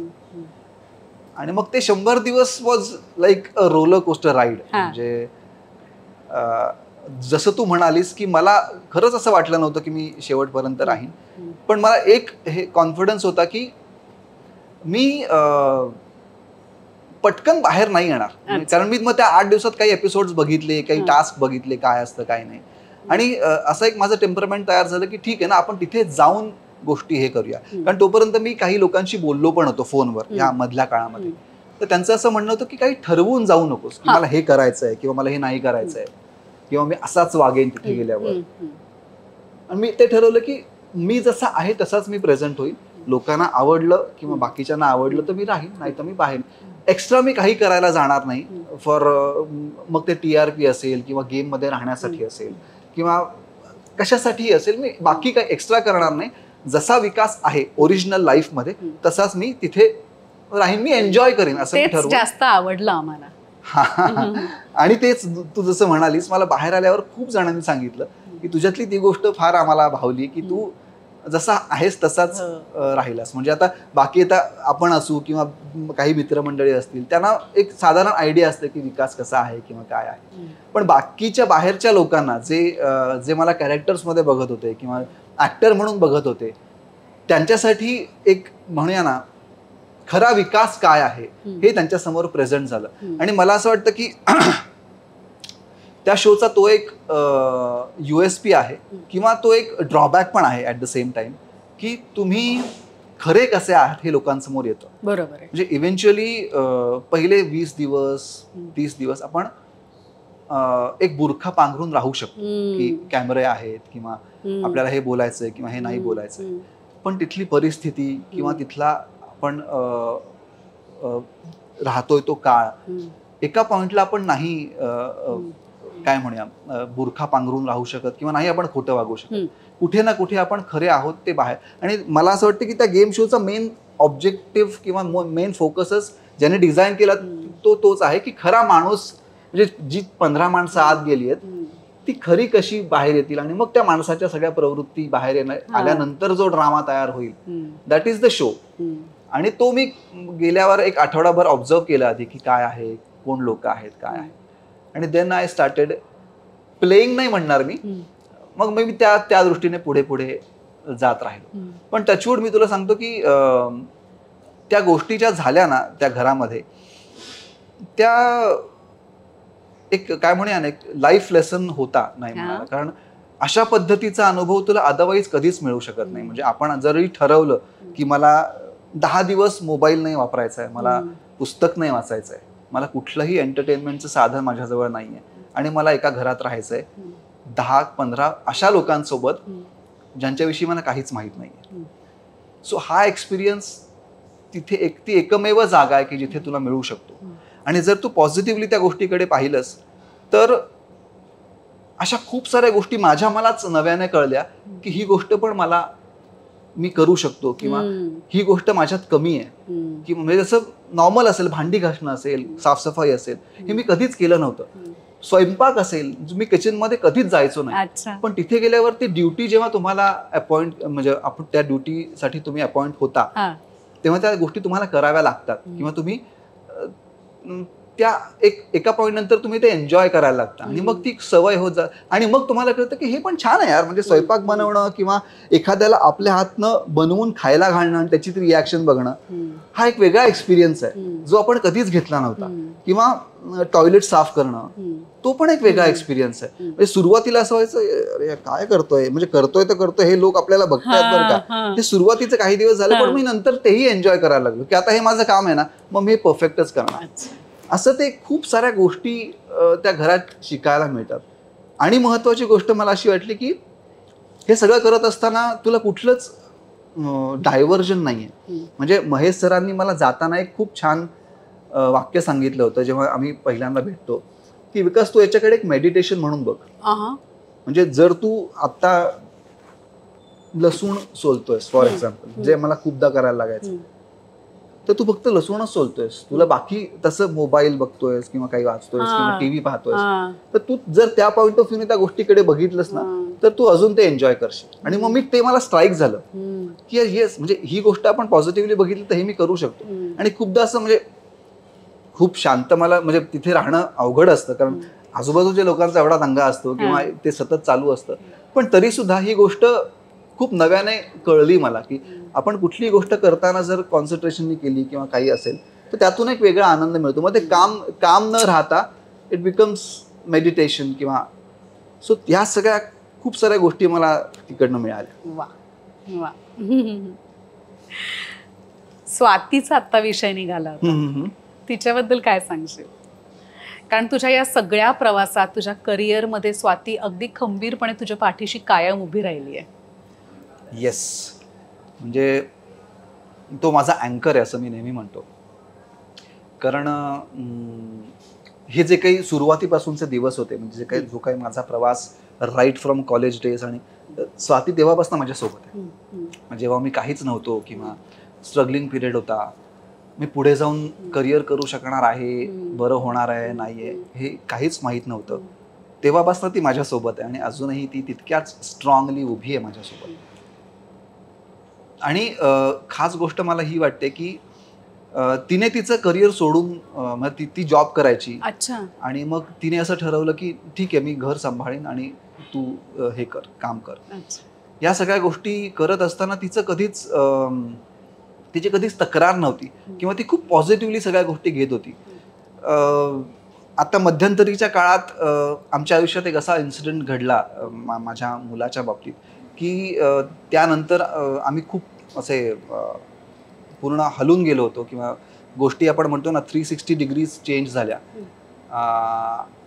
त्यानंतर सुद्धा ती खूप स्ट्रॉंगली उभी राहिली, म्हणजे खूप पॉझिटिव्ह राहिली. म्हणजे आपण म्हणतो ना की आपण काम करत असतो, मी एक पुरुष आहे, मला माहिती आहे बाहेरचं जग काय आहे कसं आहे, पण जेव्हा अशा काही गोष्टी घडतात आणि स्पेशली आपल्या खूप जवळच्या व्यक्तींबाबत किंवा आपल्या घरामध्ये, तेव्हा खरी मला असं वाटतं की आपली परीक्षेचा तो काळ असतो आणि तेव्हा आपण कसे त्याला सामोरे जातो तिथे आपलं कॅरेक्टर कळतं. आणि तिथे मला असं वाटतंय की स्वातीने खूप सपोर्ट केला मला त्या बाबतीत, कारण इमोशनल तर आपण प्रत्येक जण असतोच, पण अशा काही गोष्टी असतात की आपण त्या व्यक्तींच्या बाबतीत किंवा त्या लोकांच्या बाबतीत इतके इमोशनल असतो की तिथे काही हल्लं किंवा तिथे काही गडबड झालं तर आपण पूर्ण कोलॅप्स होऊ शकतं. म्हणजे असं होऊ शकतं की आपण थांबलं सगळं आयुष्य. आणि अशी एक घटना अशी एक घटना घडली आमच्या आयुष्यामध्ये. ती आता मी डिटेल सांगणार नाही. माझ्या मुलाच्या बाबतीत काही he went through an accident आणि त्याच्यामुळे तेव्हा ती खूप स्ट्रॉंगली उभी राहील. आणि आपण म्हणतो ना की एक आई काय करू शकते किंवा एका आईमध्ये काय ताकद असते हे तेव्हा मी बघितलं. म्हणजे पुरुष आपण म्हणतो, पण तिथे मलाही उभं राहायला तिने मदत केली आणि आजही ती इतक्या स्ट्रॉंगली उभी आहे आणि नॉट ओनली स्ट्रॉंगली, पॉझिटिव्हली. इतक्या पॉझिटिव्हली तिने गोष्टी फेस केल्या, इतक्या पॉझिटिव्हली ती अजूनही त्या गोष्टींची टॅकल करते. तिने मला कधीच जाणवू दिलं नाही तू तुझं काम कर, तू हॅपी राहा, तू पॉझिटिव्ह राहा आणि ठीक आहे ही गोष्ट ओके ॲक्सेप्टेड की ही गोष्ट आता आपल्या आयुष्यात आहे, त्यातनं आपण बाहेर पडणार आहोत. कदाचित त्याला थोडा काळ जाईल, पण एक विश्वास ठेव की यातनं आपण बाहेर पडणार आहोत आणि पॉझिटिव्हली बाहेर पडणार आहोत. जे आपल्याला हवंय ते आपल्याला मिळणार आहे. हे म्हणजे मला असं वाटतं बोलणं कितीही इझी असलं तरी ते फेस करणं किंवा रोज त्या गोष्टी हँडल करणं हे खूपच चॅलेंजिंग आहे. म्हणजे मला विचारशील तर मी बाहेर जातो, शूटिंग करतो, मित्रांना भेटतो, सिनेमाला जातो, बऱ्याचशा गोष्टी करतो, बट ती तिथेच असते, ती घरी असते, ती त्याची काळजी घेते आणि त्यासाठी तिला सगळं सॅक्रिफाईस करावं लागतं. म्हणजे तिला कुठे जाता येत नाही किंवा ज्या गोष्टी नॉर्मली आपण करतो त्या खूप लिमिटेशन्स आल्यात, but still she is positive आणि तिची तक्रार नाही आहे कुठल्याच गोष्टीसाठी. जी गोष्ट मला अशी वाटते की मला खूप पॉझिटिव्हिटी देते किंवा मला स्ट्रॉंग बनवते की बाबा ती जर इतक्या स्ट्रॉंगली उभी आहे तर आपणही तितक्या स्ट्रॉंगली लढलं पाहिजे. आणि जसं मी म्हणालो की अँकर आहे ती. आय एम व्हेरी फॉर्च्युनेट की मला अशी बायको मिळाली, कारण हे खूप कमी वेळा आपण एक्सप्रेस करतो या गोष्टी, पण आज या निमित्तानं मी सांगेन की खरंच एका स्त्रीमध्ये किंवा एका आईमध्ये काय पॉवर असते, काय ताकद असते हे मला या इन्सिडेंटमधनं जाणवलं. आपल्याला माहीत असतं, पण आपण वाचलेलं असतं किंवा सिनेमांमध्ये पाहिलेलं असतं किंवा ऐकलेलं असतं, पण जेव्हा आपण स्वतः बघतो त्या गोष्टी तेव्हा कळतं की इट्स नॉट इझी. आणि भारी येते. Hats off to you Swati, hats off to you. Actually hats off to. Vikas, खूप बरं वाटलं तुझ्याशी बोलून. एक काळ असा होता की प्रत्येक चॅनलवरती किंवा सगळ्या माध्यमांमध्ये तू दिसत होतास. त्या मागचा स्ट्रगल, त्या मागचा विचार आत्ता आम्हाला सगळ्यांना कळला.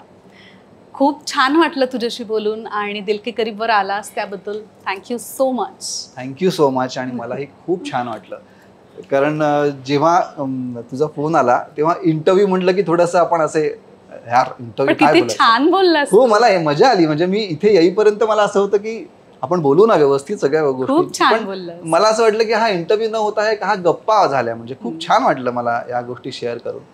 आणि thanks to your channel, thanks to you की तू हा इतका छान एक उपक्रम राबवतेस. कारण लोकांना, खूप साऱ्या लोकांना ऍक्टर्स विषयी किंवा सेलिब्रिटीज विषयी माहिती हवी असते किंवा त्यांना जाणून घ्यायचं असतं की कसे असतात लोक, काय त्यांच्या आयुष्यात, ते पण आपल्यासारखेच असतात का, ते त्यांचं काही वेगळं असतं, पण याच्या थ्रू त्या लोकांपर्यंत पोहोचतात. सो थँक्स टू यू आणि मजा आली मला. Thank you so much. थँक्यू. आणि तुम्ही सगळेजण ऑलवेज पाहत राहा दिल के करीब.